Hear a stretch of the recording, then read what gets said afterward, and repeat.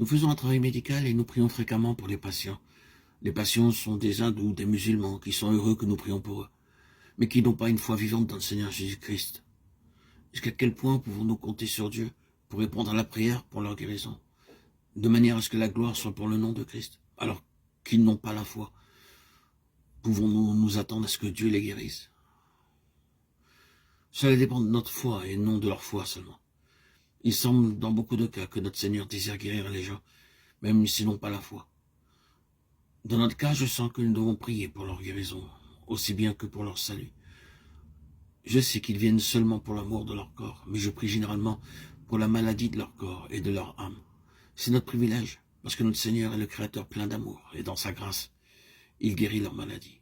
Il les délivre de leurs tourments, même s'ils ne comptent pas sur lui. Dans le cas d'une poignée de chrétiens dans un petit village loin de tout contact avec le monde extérieur, comment pensez-vous que les anciens pourront être établis? Qui établira les anciens? Paul désignait différents serviteurs pour aller ici et là, établir des anciens. Mais s'il n'y a personne de la stature de Paul, comment cela est-il possible dans ce village? Généralement parlant, les personnes par lesquelles commence un travail sont responsables de la croissance. Si nous ne pouvons pas nous-mêmes remplir ce ministère, nous devons continuer à solliciter la prière des autres groupes de croyants, afin que le Seigneur puisse lever quelqu'un pour nous conduire. Dieu exaucera nos prières pleinement et enverra quelqu'un assez longtemps pour les sortir de là. C'est un principe divin. Dieu n'abandonne jamais ses brebis. Et il attend que ses collaborateurs le lui demandent et proclament sa promesse de conduire son troupeau. Et il le veut. Dans les Écritures, il nous est commandé de prêcher l'Évangile à tout le monde. Sur ce point, nous pouvons dire assurément que le besoin du monde perdu constitue un appel pour le monde entier. Comme nous le savons, l'évangélisation du monde entier a été l'effort de l'AWEC au cours des ans.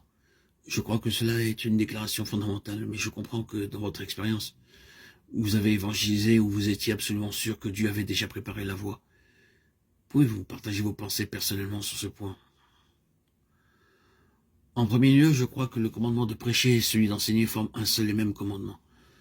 Cela va ensemble et ne doit jamais être séparé.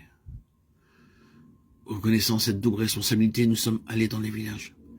C'est dans le Sindh qu'a commencé mon travail. C'était la région de l'Inde la plus difficile et la plus arriérée.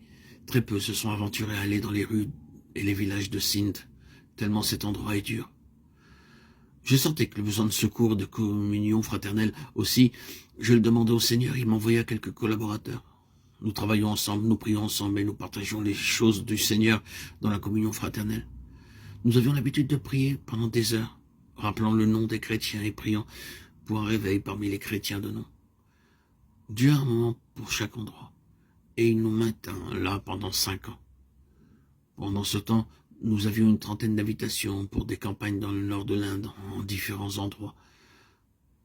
Tandis que je m'attendais à aller dans le nord, Dieu me parla très clairement un matin et me dit d'aller dans le sud. Je ne désirais pas aller dans le sud. En outre, il n'y avait aucune invitation de personne pour aller vers le sud. Mais ce matin-là, une lettre arriva de Madras, nous invitant à aller à Madras. Je leur écrivis et leur répondis que je devais prier un peu plus avant de leur donner une réponse définitive. Je voulais être doublement assuré de sa conduite. Nous priâmes, le Seigneur confirma sa parole pour que nous allions dans le sud. En 1938, nous allâmes dans une ville du sud pour 3 semaines. Nous commençâmes par une nuit entière de prière et nous continuâmes pendant 19 nuits de minuit à 5 heures du matin. Nous travaillions et le Seigneur nous révélait son plan, divisant l'Inde en différents secteurs et nous sentions en ce moment-là qu'il y avait un plus grand fardeau pour le sud que pour le nord. Toutefois, il m'était toujours pénible de rester dans le sud. J'espérais toujours aller dans le nord, en premier lieu à cause de la difficulté de la langue. Nous n'avions jamais pensé ni désiré cela, mais le Seigneur semblait toujours vouloir nous pousser vers le sud. Nous devions obéir au Seigneur, car nous voyons que le Seigneur ne voulait pas que nous soyons gouvernés par nos propres désirs ou nos propres pensées.